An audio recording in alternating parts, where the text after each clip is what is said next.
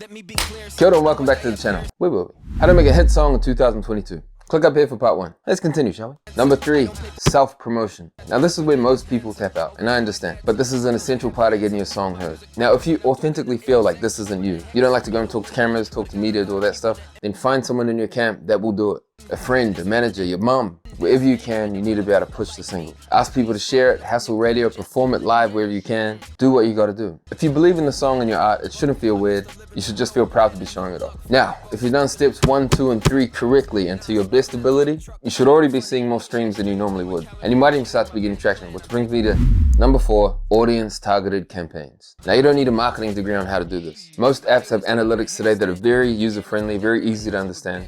And you should be able to access data to where your audience is. Make sure you use this data. Let's say you're in New Zealand and you have a bunch of people listening to your songs in Auckland. Create content around that specific location.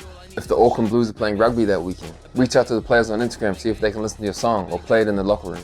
And then use that video to promote your song to Auckland. Or if the Sky Tower was doing a light show that night, film that, put your song under it, and then post it on your Instagram. Now this is where I actually have a lot of fun. It challenges me to think outside the box and come up with creative ways for me to connect with my audience. I actually have heaps of fun doing it. And there's a bunch of artists that you probably know that do negative publicity, thinking that all publicity is good publicity. And I'll just say, as long as you're being authentic to you, go for it. Whatever you need to do, do it. Just don't hurt anybody, but go for it.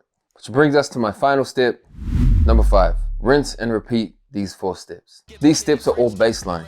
You can take them as big or as small as you need to. You can spend hundreds on a campaign or spend no money at all and just be creative in your approach. But all of these steps are steps that I've used and continue to use today to make hit songs. Just to put in perspective, I've lost more than I've won. But each of these steps were present in the success and in the failures. It was a matter of faith and a desire to see these songs all the way through to the end.